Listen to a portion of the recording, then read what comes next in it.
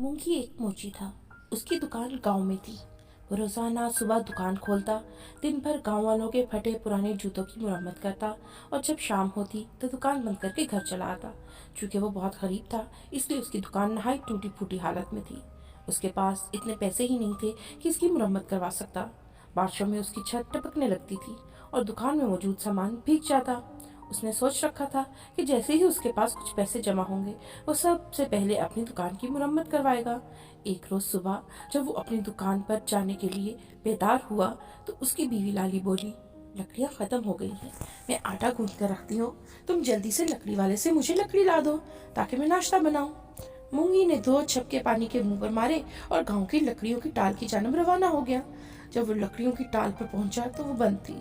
उसके पड़ोस में भूसे वाले की दुकान थी। भूसे की दुकान का मालिक मूंगी का दोस्त था। उसने बताया कि टाल वाला कल शहर गया था और आज दोपहर तक वापस आएगा।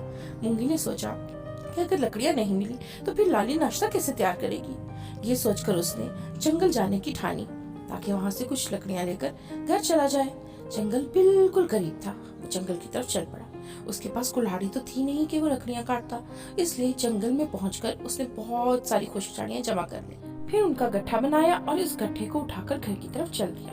अभी वो थोड़ी ही दूर गया था कि सामने से उसको एक नन्हा मुन्ना सा बोना आता दिखाई दिया। वो अपने पाँव घिसट घिसट कर आहिस्ता आहिस्ता से चल रहा था। मूंगी को लगा कि उसके पाँव में तकलीफ है। मूंगी एक रहमदिल आदमी था।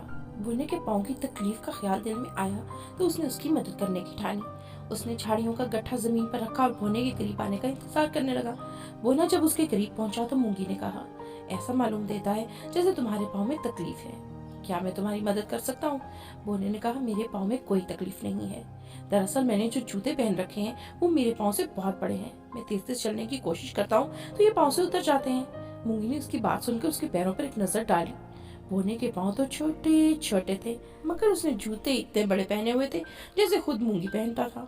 इतने बड़े जूते पहनने की वजह से ही बोना जमीन पर पाँव घिसट घिसट कर चल रहा था। मूंगी ने कहा, इतने बड़े जूते पहनकर चलना फिरना बहुत तकलीफ दे काम है। ये जूते तो बहुत बड़े हैं, तुम्हें कहाँ से मिले? बोने ने जवाब दिया, मैं बोनों की दुनिया में रहता हूँ। हमारी दुनिया सामने वाले पहाड़ों के पीछे है।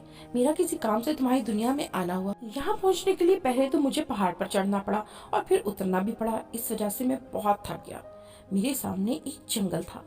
जंगल में पहुंचकर थोड़ा सा आराम करने की गर्ज से मैं एक तरफ की ठंडी छांव में घास पर लेट गया। अपने जूते उतार कर मैंने अपने करीब ही रख लिए थे। मेरी थोड़ी देर के लिए आंख लग गई थी। जब मैं सोकर उठा तो मेरे जूते गायब थे। मैंने घबराकर इधर उधर देखा। मेरी नजर सामने दरख्त पर बैठे बड़े से बंदर पर पड़ी।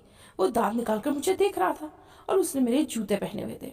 मैं उसकी तरफ लपका तो वो दरख्तों की शाखों पर झूलता हुआ वहां से गायब हो गया। मैं बहुत परेशान था। जंगल में जा बजा कांटे और छोटी छोटी कंकरियां पड़ी होती हैं।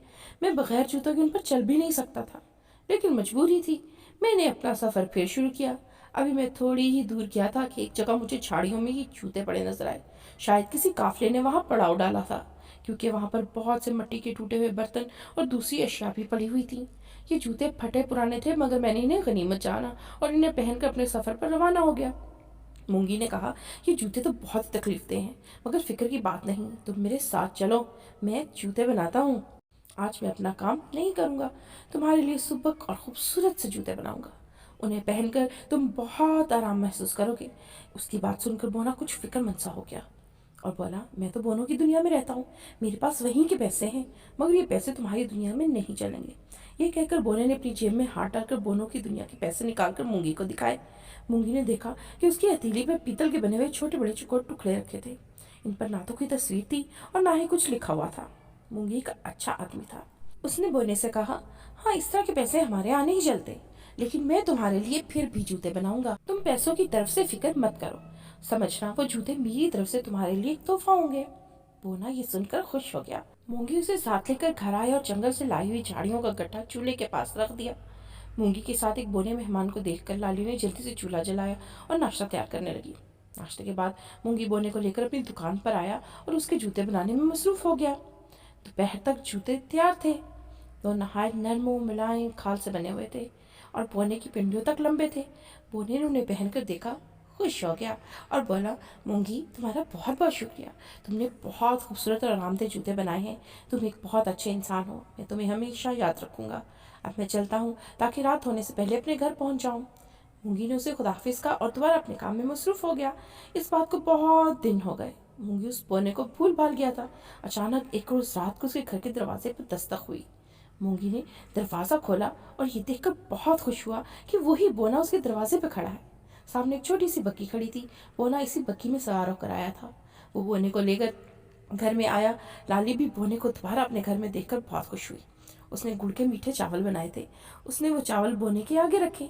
बोने को मीठे चावल बहुत पसंद थे। उसने लाली का शुक्रिया अदा किया और चावल खाने में मसरूफ हो गया। खाने के बाद उसने मूंगी से कहा, मूंगी, तुम्हारे बनाए हुए जूतों की मेरे मुल्क में हर तरफ धूम मच गई है। वहाँ के तो सब लोग चावल, मकई या फिर गंदम के सूखे पौधों से बने जूते पहनते हैं। ऐसे शानदार चमड़े के बने हुए खूबसूरत जूते उन्होंने कभी नहीं देखे थे। इन जूतों की खबर शाही महल में भी पहुंच गई है। हमारे बादशाह ने मुझे तुम्हारे पास भेजा है और कहा है कि तुम उनके, मलका के और उनके बच्चों के जूते बनाओगे। इसलिए मैं तुम्हें लेने आया हूँ। अब बस चलने की तैयारी शुरू कर दो। हमारा बादशाह इस काम का तुम्हें बहुत सा इनाम देगा। बोने की बातें सुनकर मूंगी को बहुत खुशी हुई। उसने कहा, हाँ हाँ, मैं ज़रूर तुम्हारे साथ चलूँगा। इसी बहाने मैं बोनों की दुनिया भी देख लूँगा। सुना है बोनों की दुनिया बहुत खूबसूरत है। सब लोग बहुत प्यार मोहब्बत से रहते हैं। मूंगी, तुमने ठीक सुना है। हमारी दुनिया के लोग बहुत अच्छे हैं, बिल्कुल तुम्हारे और तुम्हारी बीवी की तरह। तुमने भी तो मेरे साथ बहुत अच्छा सलूक किया था। मेरे पास तुम्हें देने के लिए पैसा भी नहीं था। इसके बावजूद भी तुमने मुझे जूते बना कर दिए। तुम्हारी बीवी बहुत अच्छी है। उसने भी मेरी बहुत खातिरदारी की थी। पुणे ने कहा। मूंगी इसकी बात सुनकर बोला, मैंने जो किया था वो हमारा फर्ज था। वैसे भी किसी के काम आना बहुत अच्छी बात है। बोने ने अपनी जेब से सोने की चंद छोटी छोटी डलियां निकालकर मूंगी को दी और बोला, ये सोने की डलियां हमारे बादशाह ने तुम्हारे लिए भिजवाई हैं, ताकि इन्हें बेचकर तुम जूते बनाने के लिए चमड़ा और दूसरी चीज़ें खरीद सको। इसके अलावा तुम्हें एक घोड़ा भी खरीदना पड़ेगा। इस पर बैठ कर ही तुम हमारे मुल्क जा सकोगे।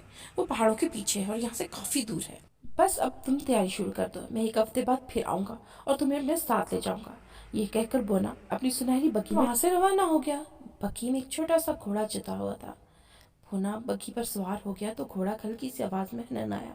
सर घुमाकर मूंगी को देखा और फिर रवाना हो गया। मूंगी ने जब सोने की डलियां लाली को दिखाई तो वो भी बहुत खुश हुई। मूंगी ने अब अपने सफ़र की तैयारियां शुरू कर दी थी। उसने नरम और नाजुक चमड़ा, नए औजार, रेशमी धागा और जूते बनाने में काम आने वाली दूसरी चीज़ें खरीदी। उसने सवारी के लिए घोड़ा भी खरीद लिया था। उसे इस बात की बहुत खुशी थी कि उसके काम को बोनों की दुनिया में भी पसंद किया गया है। अब उसे बोने की आमद का इंतज़ार था। आखिर खुदा खुदा करके एक हफ्ता गुजरा और एक सुबह बोना अपनी बग्घी में सवार उसके घर आ पहुंचा। मूंगी तो तैयार ही बैठा था। उसने लाली को खुदाफिज कहा और बोने के साथ चल पड़ा। बोने की बग्घी आगे आगे थी और मूंगी अपने घोड़े पर सवार उसके पीछे चला आ रहा था। ऊंचे ऊंचे पहाड़ों को अबूर करके वो एक मैदान में पहुंचे। मैदान खत्म हुआ तो सामने किसी शहर के आसार नजर आए। इसी शहर में बोना रहता था। मूंगी जब शहर में दाखिल हुआ तो उसने बहुत से छोटे छोटे खूबसूरत घर देखे। वहाँ पर खूब चहल पहल नजर आ रही थी और छोटे छोटे रंगों ने रंग बिरंगे लिबासों में मलबूस अपने अपने कामों में मसरूफ थे। उनके जानवर भी उन्हीं की तरह छोटे थे। मूंगी को गलियों में मुर्गियाँ भी नजर आईं। उन मुर्गियों का कद चूज़ा जितना था और वो भागती फिर रही थी। मूंगी इन्हें देखकर सोचने लगा कि जाने इनके चूजे कितने बड़े होते होंगे। वहाँ उसे फलों के दरख्त भी नजर आए। वो थे तो दरख्त मगर झाड़ियों जितने थे और फलों से लदे हुए थे। उनमें लगे सेब बेरों जितने थे और केले मूंगी की छोटी उंगली के बराबर थे। यही हाल उन पर बैठे परिंदों का था। चिड़िया भंवरों जितनी थी और काय काय करते कौवे छोटी चिड़ियों के जितने थे। ये तमाम चीज़ें देखने में मूंगी को बड़ा मज़ा आ रहा था। बोना मूंगी को लेकर एक बहुत ही खूबसूरत और बड़ी सी इमारत के पास आया। ये बादशाह का महल था। ये महल इतना बड़ा था कि मूंगी थोड़ा सा सर झुकाकर इसमें दाखिल हो गया। महल के अंदर बादशाह और मलका अपने बहुत से शहजादों और शहजादियों के साथ बैठे थे। मूंगी ने अदब से बादशाह को सलाम किया और मलका को भी सलाम किया। बोने ने मूंगी का तारुफ इन लोगों से करवाया। बादशाह ने कहा, मूंगी, हमें खुशी है कि तुम अपने काम में बहुत माहिर हो। हम चाहते हैं कि तुम हमारे मलका और बच्चों के जूते तैयार करो। मूंगी ने कहा, चाहे पना, मैं आप सबके जूते ज़रूर तैयार करूँगा। मुझे उम्मीद है कि मेरे बनाए हुए जूते आपको ज़रूर पसंद आएंगे। महल का एक बड़ा हॉल मूंगी के हवाले कर दिया गया। मूंगी वहाँ बैठ के अपना काम कर सकता था। उसने थैलियों में से अपना सामान निकाल कर सामने रखा। फिर बादशाह, मलका और उनके बच्चों के पाँव की पैमाइश की। उसके बाद वो अपने काम में मशगूल हो गया। उसके रहने सहने और खाने पीने का बहुत अच्छा इंतज़ाम था। वो मुसलसल 8 रोज़ तक अपने काम में लगा रहा। 8 रोज़ गुजरे तो तमाम जूते तैयार हो गए थे। उसके बनाए हुए जूते इतने खूबसूरत थे कि बादशाह और मलका इन्हें देखकर दंग रह गए। ان کے شہزادے اور شہزادیوں نے جب انہیں پہن کر دیکھا تو وہ بھی بہت خوش ہوئے۔ مونگی کا کام ختم ہو گیا تھا، اس لیے اس نے بادشاہ سے اپنے گھر جانے کی اجازت طلب کی۔ بادشاہ نے اسے بہت ساری سونے کی ڈلیاں دی۔ اتنی ساری دولت پا کر مونگی بہت خوش تھا۔ اس کا دوست بونا اسے دور تک چھوڑنے آیا تھا۔ مونگی گھر پہنچا اور ساری سونے کی ڈلیاں لالی کے حوالے کر دی۔ مونگی نے ان ڈلیوں کو بیچ کر سب سے پہلا کام یہ کیا کہ اپنی ایک بہت اچھی سی دکان بنائی، تاکہ وہ بارشوں کے موسم میں بھی اپنا کام اطمینان سے کر سکے۔ جب یہ کام مکمل ہو گیا تو اس نے اپنا ایک اچھا سا گھر بھی بنا لیا۔ اب اس کے دن پھر گئے تھے اور وہ اپنی بیوی کے ساتھ ہنسی خوشی زندگی کے دن گزارنے لگا۔ اس طرح مونگی کو بونے سے اچھا سلوک کرنے اور اس کی مدد کرنے کا انعام مل گیا تھا۔ امید ہے کہ آپ کو ہماری کہانی پسند آئی ہوگی۔ مزید اچھی اچھی کہانیوں کے لیے ہمارے چینل لکھاری کو سبسکرائب کریں اور بیل کو ضرور دبائیں تاکہ ہماری آنے والی تمام ویڈیوز کا نوٹیفیکیشن آپ کو سب سے پہلے موصول ہو جائے۔ ہماری ویڈیوز کو دیکھنے کا بہت بہت شکریہ۔ پھر کسی اچھی کہانی کے ساتھ آپ سے ملاقات ہوگی، تب تک کے لیے اللہ حافظ۔